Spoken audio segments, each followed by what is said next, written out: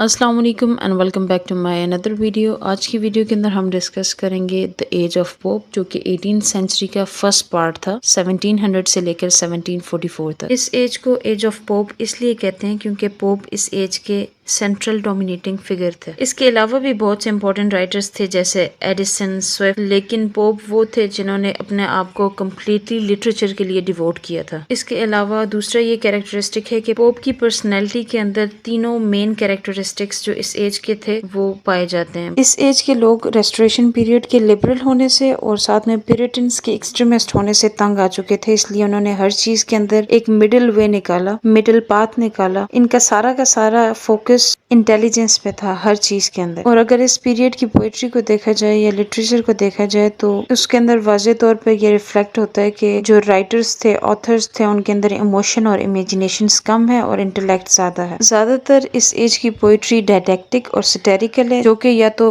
Argument کی form میں ہے یا کریٹیسزم کی فارم میں ہے، جو پولیٹکس پر کیا جا رہا ہے یا پرسنالٹیز پر۔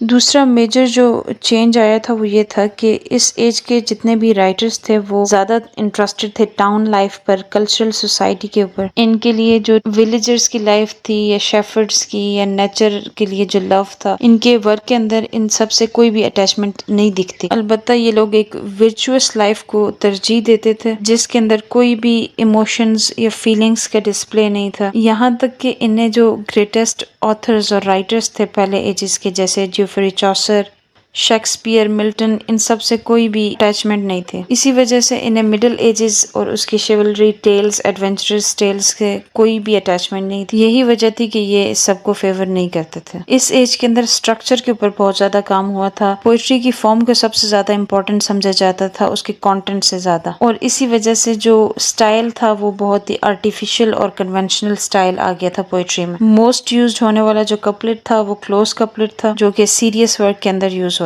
تھا۔ سیم سٹائل کو فالو کرنے کی وجہ سے ان کی پوئٹری مونوٹونس تھی اور نیرو، انفلیکسیبل، ایموشنز اور پیشنس سے بالکل دور تھی۔ اس کے علاوہ یہ اس بات کے بھی خلاف تھے کہ جو امیٹیشن کی جاتی ہے نارملی لوگ فالو کرتے ہیں گریٹسٹ رائٹرز کو، تو یہ اس کے خلاف تھے۔ اس وجہ سے جو اوریجنلٹی تھی اور جو پوئٹری کا ٹچ تھا ریئل لائف کے ساتھ وہ بالکل ختم ہو گیا تھا۔ اس پیریڈ کے اندر پروز بہت زیادہ پرومیننٹ میڈیم آف ایکسپریشن تھا، جس کے اندر ایگزیکٹنس، پریسیژن اور کلیئرٹی کے رولز فالو کیے جاتے تھے۔ پوئٹ یا رائٹر سے یہ ایکسپیکٹ کیا جاتا تھا کہ وہ جو بھی ایکسپریس کرنا چاہتے ہیں وہ پلین، سمپل اور کلیئر لینگویج میں کیا کریں، اور اس فیچر کی وجہ سے جو لٹریچر کے اندر سجیسٹیونیس والی کوالٹی ہے جو کہ لٹریچر کو مزید بیوٹیفائی کرتی ہے اور اس کی ورتھ کو بڑھاتی ہے، وہ بالکل ختم ہونے کے قریب تھے۔ جو بھی میننگ آف لٹریچر تھا وہ سرفیس پہ پایا جاتا تھا، اس وجہ سے کسی ڈیپ اسٹڈی کی یا انٹرپریٹیشن کی ضرورت ہی نہیں پڑتی تھے۔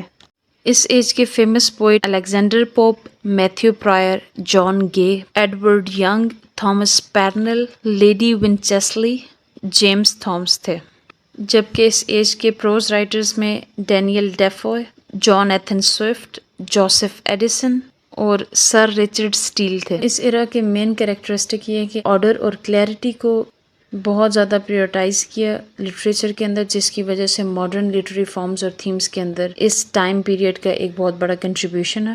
اس ٹائم پیریڈ کے اندر لٹریچر کا ایوالویشن ہوا تھا، جس میں persuade of beauty, reason, social critique جو ہے اس کے اوپر موسٹلی کام کیا گیا تھا۔ امید ہے آپ کو اس ٹاپک کی سمجھ آ گئی ہوگی۔ اگر اس ایج سے ریلیٹڈ کوئی کویشچن ہے آپ کمنٹ سیکشن میں پوچھ سکتے ہیں۔ Thanks for listening.